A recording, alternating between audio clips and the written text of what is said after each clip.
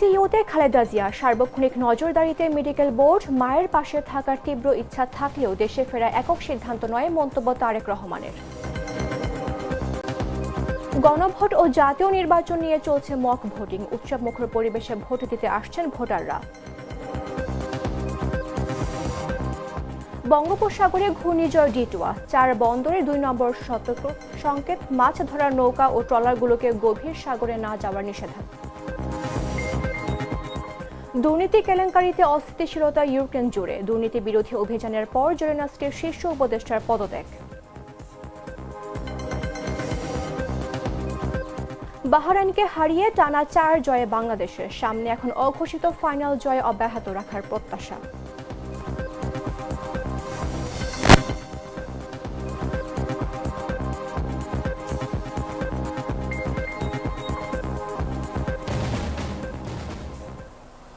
আমন্ত্রণ বেলা 11টা নিউজে, আপনাদের সাথে রয়েছে আমি মামদুহা রাইসা। মশলা বদলে ফেলেছি, এবার আপনিও বদলে ফেলুন। একবার প্রাণ গুঁড়া মশলা ব্যবহার করেই দেখুন। 2 দিন ধরে রাজধানীর এভারকেয়ার হাসপাতালের করোনারি কেয়ার ইউনিটে ভর্তি থাকা বিএনপি চেয়ারপারসন ও সাবেক প্রধানমন্ত্রী খালেদা জিয়ার শারীরিক অবস্থার তেমন উন্নতি হয়নি, তবে নতুন করে অবনতিও দেখা যায়নি। মেডিকেল বোর্ড প্রতিদিন বৈঠক করে চিকিৎসা পদ্ধতিতে প্রয়োজনীয় পরিবর্তন আনছে এবং তাকে সর্বোচ্চ পর্যবেক্ষণে রাখা হয়েছে। শুক্রবার এ তথ্য জানিয়েছেন বিএনপির স্থায়ী কমিটির সদস্য আমির খসরু মাহমুদ চৌধুরী। এর আগে বিকেলে বিএনপি মহাসচিব মির্জা ফখরুল ইসলাম আলমগীর ও আমির খসরু হাসপাতালে গিয়ে খালেদা জিয়ার খোঁজ নেন। ইনফেকশনের ঝুঁকির কারণে তারা সিসিইউতে প্রবেশ না করে বাইরে থেকেই দেখেন। বিএনপি চেয়ারপারসনের একান্ত সচিব এবিএম আব্দুস সাত্তার জানান, খালেদা জিয়া এখনও সিসিইউতেই আছেন এবং অবস্থার তেমন পরিবর্তন হয়নি। ব্যক্তিগত চিকিৎসক ডক্টর জাহিদ হোসেন সার্বক্ষণিক হাসপাতালে রয়েছেন। চিকিৎসকদের পরামর্শে গুলশানের বাসা থেকে প্রতিদিন খাবার পাঠানো হচ্ছে। সার্বক্ষণিক তার সঙ্গে আছেন ছোট পুত্রবধূ সৈয়দা শামিলা রহমান, গৃহপরিচালিকা ফাতেমা এবং স্টাফ রূপা আক্তার। এর আগে বৃহস্পতিবার দুপুরে নিউমোনিয়ার সংক্রমণ বাড়ার আশঙ্কায় তাকে সিসিইউতে নেওয়া হয়। মেডিকেল বোর্ডের একজন সদস্য জানান, বয়সজনিত কারণে সুস্থ হতে সময় লাগছে। সিসিইউতে নেওয়ার পর বেশ কয়েকটি পরীক্ষা নিরীক্ষা করা হয়েছে। লন্ডন থেকে ডক্টর জুবাইদা রহমান এবং যুক্তরাষ্ট্রের জনস হপকিন্স হাসপাতালের বিশেষজ্ঞরাও ভার্চুয়ালি বোর্ডের আলোচনায় অংশ নিচ্ছেন।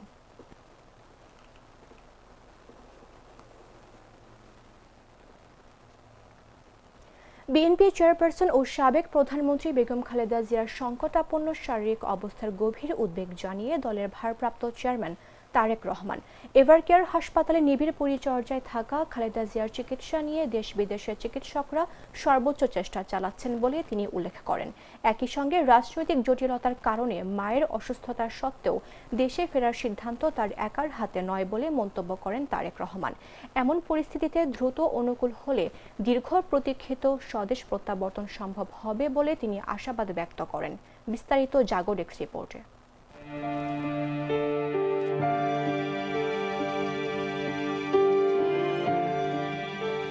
বিএনপি চেয়ারপারসন ও সাবেক প্রধানমন্ত্রী বেগম খালেদা জিয়ার অবস্থা অত্যন্ত সংকটাপন্ন। তিনি বর্তমানে এভারকেয়ার হাসপাতালে চিকিৎসাধীন। তার গুরুতর অসুস্থতার সর্বশেষ অবস্থা জানিয়ে দেশে ফেরার ব্যাপারে আশাবাদ ব্যক্ত করেছেন দলটির ভারপ্রাপ্ত চেয়ারম্যান তারেক রহমান। শনিবার তারেক রহমান তার ভেরিফাইড ফেসবুক পেজে এক স্ট্যাটাসে বলেন, বাংলাদেশের সাবেক প্রধানমন্ত্রী দেশনেত্রী বেগম খালেদা জিয়া গুরুতর অসুস্থ ও সংকটাপন্ন অবস্থায় হাসপাতালের নিবিড় পরিচর্যায় রয়েছেন। তার রোগ মুক্তির জন্য দলমত নির্বিশেষে দেশের সকল স্তরের নাগরিক আন্তরিকভাবে দোয়া অব্যাহত রেখেছেন। মাননীয় প্রধান উপদেষ্টা তার রোগ মুক্তির জন্য দোয়ার সাথে সাথে চিকিৎসার সর্বত সহায়তার প্রতিশ্রুতি ব্যক্ত করেছেন। দেশ বিদেশের চিকিৎসক দল বরাবরের মতো তাদের উচ্চমানের পেশাদারিত্ব ছাড়াও সর্বোচ্চ আন্তরিক সেবার প্রদান অব্যাহত রেখেছেন। বন্ধু প্রতিম একাধিক রাষ্ট্রের পক্ষ থেকেও উন্নত চিকিৎসা সহ সম্ভাব্য সকল প্রকার সহযোগিতার আকাঙ্ক্ষা ব্যক্ত করা হয়েছে। সর্বজন শ্রদ্ধেয়া বেগম খালেদা জিয়ার প্রতি সকলের আন্তরিক দোয়া ও ভালোবাসার প্রদর্শন করায় জিয়া পরিবারের পক্ষ থেকে সকলের প্রতি আন্তরিক ধন্যবাদ ও গভীর কৃতজ্ঞতা জ্ঞাপন করছে। একই সাথে বেগম খালেদা জিয়ার আশু রোগ মুক্তির জন্য সকলের প্রতি দোয়া অব্যাহত রাখার জন্য ঐকান্তিক অনুরোধ জানাচ্ছি। এমন সংকটকালে মায়ের স্নেহ স্পর্শ পাবার তীব্র আকাঙ্ক্ষা যে কোনো সন্তানের মতো আমারও রয়েছে, কিন্তু অন্য আর সকলের মতো এটা বাস্তবায়নের ক্ষেত্রে আমরা একক সিদ্ধান্ত গ্রহণের সুযোগ অবারিত ও একক নিয়ন্ত্রণাধীন নয়। স্পর্শকাতর এই বিষয়টি বিস্তারিত বর্ণনার অবকাশও সীমিত। রাজনৈতিক বাস্তবতার এই পরিস্থিতি প্রত্যাশিত পর্যায়ে উপনীত হওয়ার মাত্রই স্বদেশ প্রত্যাবর্তনে আমার সুদীর্ঘ উদ্বিগ্ন প্রতীক্ষার অবসান ঘটবে বলেই আমাদের পরিবার আশাবাদী। জাতীয় নির্বাচন এবং গণভোটের প্রস্তুতি যাচাই করতে অনুষ্ঠিত হচ্ছে মক ভোটিং বা কৃত্রিম ভোট গ্রহণ প্রক্রিয়া। এই মহড়ার মাধ্যমে ভোট গ্রহণ পদ্ধতি, প্রযুক্তির ব্যবহার এবং কর্মীদের সক্ষমতা যাচাই করা হবে। উৎসবমুখর পরিবেশে ভোট দিতে আসছেন ভোটাররা। শনিবার শেরেবাংলা নগর সরকারি বালিকা উচ্চ বিদ্যালয়ে সকাল 8:15টায় ভোট গ্রহণ শুরু হয়। ভোট চলবে দুপুর 12টা পর্যন্ত। এতে নারী পুরুষ মিলে 500 জন ভোটার ভোট দেওয়ার কথা রয়েছে। সকাল থেকে ভোটারের দীর্ঘ লাইন না থাকলেও 2-1 করে কেন্দ্রে আসছেন ভোটাররা। ভোট কেন্দ্রের নিরাপত্তায় অসংখ্য আইন শৃঙ্খলা বাহিনী বাইরে অবস্থান করছেন। ভোট কক্ষেও গিয়ে দেখা গেছে রিটার্নিং কর্মকর্তা, সহকারী রিটার্নিং কর্মকর্তা ও প্রিসাইডিং কর্মকর্তা, পোলিং অফিসাররা স্বাভাবিক নিয়মেই কাজ করছেন। ভোটাররা এলেই তাদের নির্বাচনী ব্যালট ও গণভোটের ব্যালট বুঝিয়ে দেওয়া হচ্ছে। সংশ্লিষ্ট কর্মকর্তারা জানান, এ পরীক্ষামূলক ভোট গ্রহণে অংশ নিচ্ছেন সিনিয়র ভোটার, বস্তিবাসী, শিক্ষার্থী, হিজড়া সম্প্রদায়ের সদস্য, প্রতিবন্ধী ব্যক্তিসহ নির্বাচন প্রশিক্ষণ ইনস্টিটিউট প্রকল্পের ভোটাররা। ভোট কেন্দ্র পরিদর্শনে এসে নির্বাচন কমিশনের জ্যেষ্ঠ সচিব আক্তার আহমেদ বলেন, মক ভোটিং এর ফলাফল দেখে কেন্দ্র বাড়ানোর প্রয়োজন কিনা, কোনো জায়গায় সমন্বয় দরকার, ভোট কক্ষ বা জনবল বাড়াতে হবে কিনা, এসব বিষয়ে সিদ্ধান্ত নেওয়া হবে।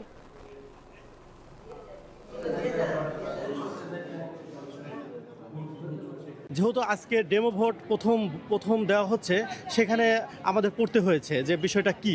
সেখানে হ্যাঁ না ভোট, তো এখানে আগেই জানা থাকতো বিষয়টা, তাহলে এক মুহূর্তে সিদ্ধান্তটা নেওয়া যেত। গণভোটের যে ব্যালটটা, এটা খুব সুন্দর পড়ে বোঝা যাচ্ছে, স্বচ্ছতা খুবই ভালো এবং নিজের যে মতটা সেটা খুব সহজেই প্রকাশ করা যাচ্ছে।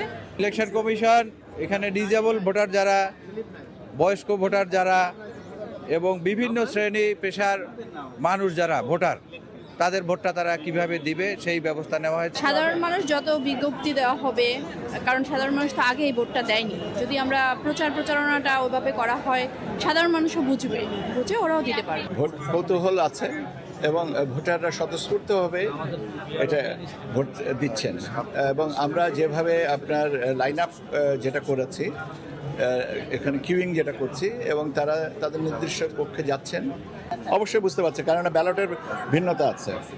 ব্যালটের একটা সাদা কালো আর একটা রঙিন, কাজে ব্যালটের ভিন্নতা আছে এবং দুটোতেই তারা বুঝতে পারছেন। আর তাছাড়া ওখানে বলে দেওয়া হচ্ছে এটাতে আপনি হ্যাঁ না, আর এটাতে আপনি প্রতীকের। নাটা জেলি আর পানীয়র এক অসম কম্বিনেশন, ড্রিঙ্কো চাবান পানীয়। নির্বাচন নিয়ে গড়িমসি করা হলে সেটার যথোপযুক্ত জবাব দেয়া হবে বলে মন্তব্য করেছেন বিএনপির ভাইস চেয়ারম্যান আব্দুল আওয়াল মিন্টু। বলেন, সবাইকে ঐক্যবদ্ধভাবে ধানের শীষের বিজয় নিশ্চিত করতে হবে। শুক্রবার বিকেলে ফেনীর দাগনভূঞার কোরাইশ মুন্সি বাজারে স্থানীয় বিএনপি আয়োজিত পথসভায় প্রধান অতিথির বক্তব্যে এসব কথা বলেন তিনি বলেন, আগামী নির্বাচনে যে সরকার গঠন হবে, প্রধানমন্ত্রী হবেন তারেক রহমান। এই সরকার সুষ্ঠু একটি নির্বাচন উপহার দেবে বলেও আশা ব্যক্ত করেন তিনি। দাগনভূঞার সন্ত্রাসী ও চাঁদাবাজদের হুমকি দিয়ে তিনি বলেন, বিএনপিতে কোনো সন্ত্রাসী চাঁদাবাজের জায়গা হবে না, কঠোর হাতে এদের দমন করা হবে। রাজাপুর ইউনিয়ন বিএনপির আহ্বায়ক মিজানুর রহমানের সভাপতিত্বে ও সদস্য সচিব আবু নাসেরের সঞ্চালনায় বক্তব্য রাখেন বিএনপির নেত্রী শাহানা আক্তার শানু সহ বিএনপির যুবদল, ছাত্রদল ও অঙ্গ সহযোগী সংগঠনের নেতৃবৃন্দ।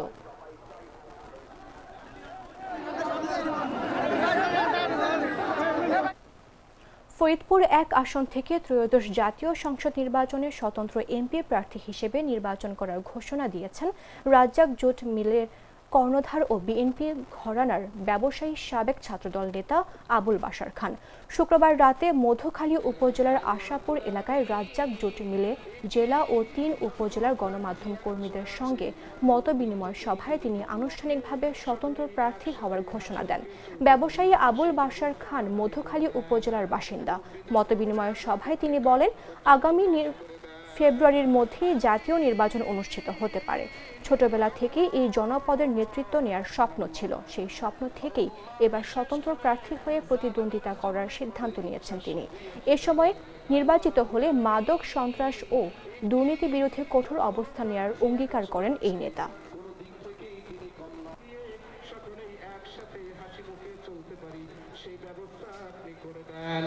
মুরব্বীদের কবরে আযাব আপনি কিয়ামত পর্যন্ত মাফ করে দেন।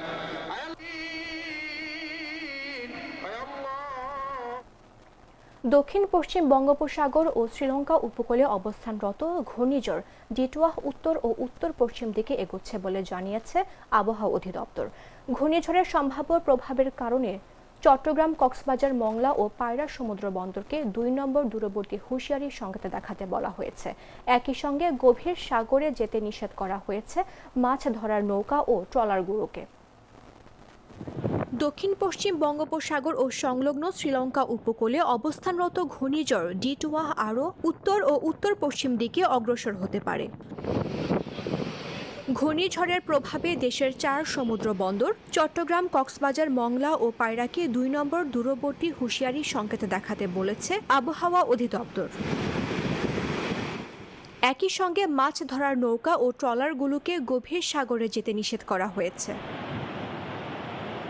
শুক্রবার আবহাওয়া অধিদপ্তরের বিশেষ বিজ্ঞপ্তিতে এ তথ্য জানানো হয়। বিজ্ঞপ্তিতে আরও বলা হয়, ঘূর্ণিঝড় ডিটওয়াহ বর্তমানে শ্রীলঙ্কা উপকূল ও তৎসংলগ্ন দক্ষিণ পশ্চিম বঙ্গোপসাগর এলাকায় অবস্থান করছে। পিরোজপুর পৌরসভার সিআইপাড়া চানমারি খাল পরিষ্কার ও অবৈধ স্থাপনা উচ্ছেদ অভিযান শুরু হয়েছে।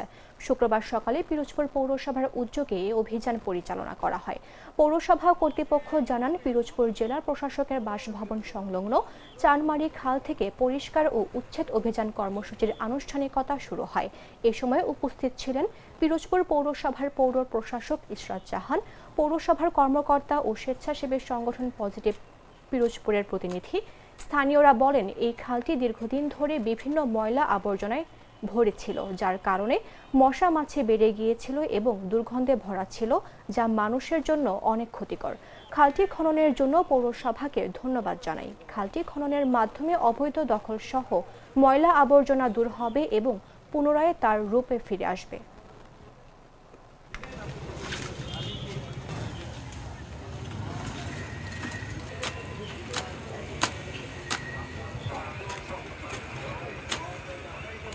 এই খালটি সংস্কার করার জন্য যে উদ্যোগ নিয়েছে তাদেরকে স্বাগত জানাচ্ছি, কারণ এই খালটি দীর্ঘদিন যাবৎ এলাকাবাসীর ময়লায় এবং ভরাট হয়ে গিয়েছিল এবং পানি চলাচল করতে পারছিল না, যার কারণে এখানে মশা মাছির উপদ্রব দেখা দিয়েছে এবং দুর্গন্ধ ছড়িয়েছে, যেটা মানুষের ক্ষতিকর। এখানে বেশ কিছু শিক্ষা প্রতিষ্ঠান রয়েছে জেলা শহরের, তারা নাক চেপে সড়ক থেকে চলতে হয় এবং এই ময়লার কারণে মশা মাছি উৎপাদ বেশি সৃষ্টি হয় এবং পানিজনিত রোগে বেশি ভুগতে হয়।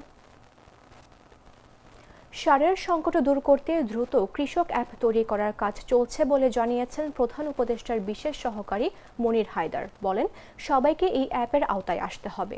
শুক্রবার দুপুরে মেহেরপুর জেলা প্রশাসকের কার্যালয়ের সম্মেলন কক্ষে সারের বিপণন ও ব্যবহার বিষয়ক মতবিনিময় সভায় প্রধান অতিথির বক্তব্যে তিনি এসব কথা বলেন। তিনি বলেন, অ্যাপের তালিকা অনুযায়ী কৃষকদের মাঝে সার বিক্রি করা হবে। যারা এই অ্যাপের আওতায় আসবেন তারাই এই সুবিধা পাবেন, আর না আসলে বঞ্চিত হবেন। মনির হায়দার আরও বলেন, যে কোনো একটি উপজেলায় পাইলট প্রকল্প আকারে অ্যাপটি চালু করা হবে। সুবিধা পেলে সারা দেশে এটি ছড়িয়ে দেওয়া হবে। এর মধ্য দিয়ে সার সংকট দূর হবে বলেও আশা ব্যক্ত করেন তিনি।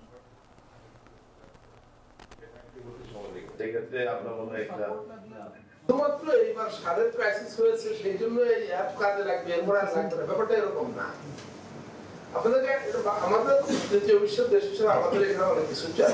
উন্নত দুনিয়াতে প্রত্যেকটা মানুষের, সে কৃষক, কুলি, মোটে, মজুর থাকে, উনি ট্যাক্স দেন বা না দেন, প্রত্যেক বছর তাকে ট্যাক্স ফাইল করতে হবে, প্রত্যেকটা নাগরিক, এভরি সিঙ্গেল। মানুষরাও খুব উৎসাহ নিয়ে এটা দেয়। কেন দেয় জানেন? কারণ রাষ্ট্রগুলো তাকে বিভিন্ন ক্রাইসিস মোমেন্টে সাহায্য, বিভিন্ন রকম সহায়তা দেয়, আর সহায়তা দেয় হচ্ছে ওই কাজ ধরে। যে কার কার ট্যাক্স আইডি আছে এবং লাস্ট ইয়ারে গত বছর কে কে ট্যাক্স সাবমিট করছে। যারা সাবমিট করছে তারা সুবিধাটা পাবে, যারা করেনি তারা পাবে না।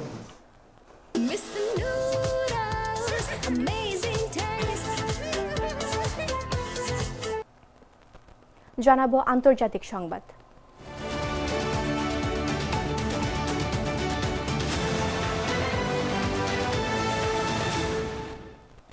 ইউক্রেনের প্রেসিডেন্ট ভ্লাদিমির জেলেনস্কি বলেছেন, দুর্নীতি বিরোধী অভিযানের পর তার শীর্ষ উপদেষ্টা আন্দ্রি ইয়ারমাক পদত্যাগ করেছেন। রাজনৈতিক প্রভাবশালী ইয়ারমাক রাশিয়ার পূর্ণমাত্রার যুদ্ধের সময় জেলেনস্কির সবচেয়ে ঘনিষ্ঠ উপদেষ্টা ছিলেন, কিন্তু ক্রমবর্ধমান কেলেঙ্কারির কারণে বাড়তে থাকা চাপের মুখে তার বাড়িতে দুর্নীতি বিরোধী অভিযানের পর তিনি পদত্যাগ করলেন। জেলেনস্কি সম্প্রতি তাকে গুরুত্বপূর্ণ আলোচনার জন্য নেতৃত্ব দেওয়ার জন্য নিযুক্ত করেছিলেন, যেখানে মার্কিন president Donald Trump Russia Ukraine যুদ্ধের অবসান ঘটাতে নতুন অভিযানের নেতৃত্ব দিচ্ছেন। নিজের কার্যালয়ের বাইরে জাতির উদ্দেশ্যে এক কঠোর ভাষণে জেলেনস্কি ঐক্যের আহ্বান জানিয়ে সতর্ক করে দিয়ে বলেন, সবকিছু হারানোর ঝুঁকিতে আছেন তারা, নিজেদের, ইউক্রেন এবং তাদের ভবিষ্যৎ। কয়েক সপ্তাহ ধরেই এই দুর্নীতি কেলেঙ্কারির কারণে ইউক্রেনে বেশ অস্থিতিশীলতা বিরাজ করছে। জেলেনস্কির নিজস্ব অবস্থানও কিছুটা দুর্বল হয়ে পড়েছে এবং এই নাজুক সময়ে যুক্তরাষ্ট্রের সঙ্গে দেশটির আলোচনার অবস্থান বিপন্ন হয়ে উঠতে পারে। ইউক্রেনের রাষ্ট্রীয় পারমাণবিক বিদ্যুৎ কোম্পানি এরানগোটম নিয়ে হওয়া দুর্নীতি তদন্তের অংশ হিসেবে শুক্রবার জেলেনস্কির প্রধান সহকারী ও চিফ অফ স্টাফ আন্দ্রি ইয়ারমাকে বাসস্থান সহ বিভিন্ন স্থানে তল্লাশি অভিযান চালানো হয়। তল্লাশি অভিযান পরিচালনা করেছে দেশটির জাতীয় দুর্নীতি বিরোধী ব্যুরো।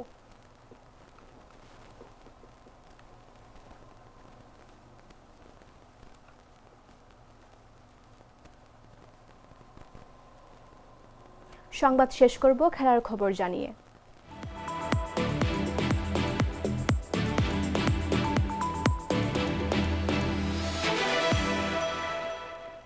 আর একটি জয় বাংলাদেশকে নিয়ে যেতে পারবে এএফসি অনূর্ধ্ব 17 এশিয়ান কাপের মূল পর্বে। সেই জয়টি পেতে হবে চীনের বিপক্ষে। বাংলাদেশের কিশোরদের জন্য যা বিশাল এক পরীক্ষা। 30 নভেম্বর বাংলাদেশ ও চীনের ম্যাচটি হবে চীনের তনজিলাং স্টেডিয়ামে। শুক্রবার বাংলাদেশ চতুর্থ ম্যাচ খেলে বাংলাদেশ 2-1 গোলে হারিয়েছে বাহরাইনকে। টানা 4 জয়ে বাংলাদেশ 12 পয়েন্ট নিয়ে চীনের সাথে যৌথভাবে টেবিলের শীর্ষে। দুই দলের পয়েন্ট সমান হওয়ায় বাংলাদেশ চীন ম্যাচ হয়ে উঠেছে অঘোষিত ফাইনাল। বাংলাদেশকে জিততেই হবে। চীন ড্র করলে গোল ব্যবধানে উঠে যাবে আগামী বছর মে মাসে সৌদি আরবে অনুষ্ঠিতব্য এএফসি অনূর্ধ্ব 17 এশিয়ান কাপে। বাহরাইনের বিপক্ষে ম্যাচের 59 মিনিটে মিডফিল্ডার বায়েজিদ বোস্তামির গোলে এগিয়ে যায় বাংলাদেশ। 72 মিনিটে মোহাম্মদ মানিক ব্যবধান দ্বিগুণ করেন। 85 মিনিটে বাহরাইনের জুহাইর ইব্রাহিম গোল করে দলকে ম্যাচে ফেরার আশা দেখান। তবে শেষ পর্যন্ত জয় নিয়ে মাঠ ছেড়েছে বাংলাদেশি। বাংলাদেশ প্রথম ম্যাচে পূর্ব তিমুরকে 5-0 গোলে, দ্বিতীয় ম্যাচে ব্রুনেইকে 8-0 গোলে, তৃতীয় ম্যাচে শ্রীলঙ্কাকে 5-0 গোলে পরাজিত করে।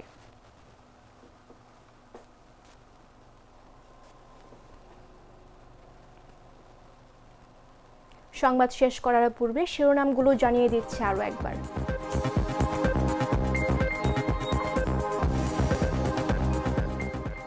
সিসিইউতে খালেদা জিয়া সার্বক্ষণিক নজরদারিতে মেডিকেল বোর্ড। মায়ের পাশে থাকার তীব্র ইচ্ছা থাকলেও দেশে ফেরা একক সিদ্ধান্ত নয়, মন্তব্য তারেক রহমানের। গণভোট ও জাতীয় নির্বাচন নিয়ে চলছে মক ভোটিং। উৎসব মুখর পরিবেশে ভোট দিতে আসছেন ভোটাররা। বঙ্গোপসাগরে ঘূর্ণিঝড় ডিটোয়া, 4 বন্দরে 2 নম্বর সংকেত। মাছ ধরার নৌকা ও ট্রলারগুলোকে গভীর সাগরে না যাওয়ার নিষেধাজ্ঞা। দুর্নীতি কেলেঙ্কারিতে অস্থিতিশীলতা ইউক্রেন জুড়ে। দুর্নীতি বিরোধী অভিযানের পর জেলেনস্কির শীর্ষ উপদেষ্টার পদত্যাগ। বাহরাইনকে হারিয়ে টানা 4 জয়ে বাংলাদেশের। সামনে এখন অঘোষিত ফাইনাল, জয় অব্যাহত রাখার প্রত্যাশা।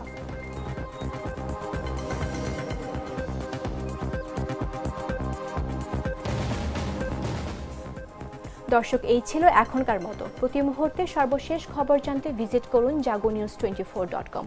ফলো করুন আমাদের ভেরিফাইড ফেসবুক পেজ এবং সাবস্ক্রাইব করুন জাগো নিউজের ইউটিউব চ্যানেল। ধন্যবাদ সবাইকে।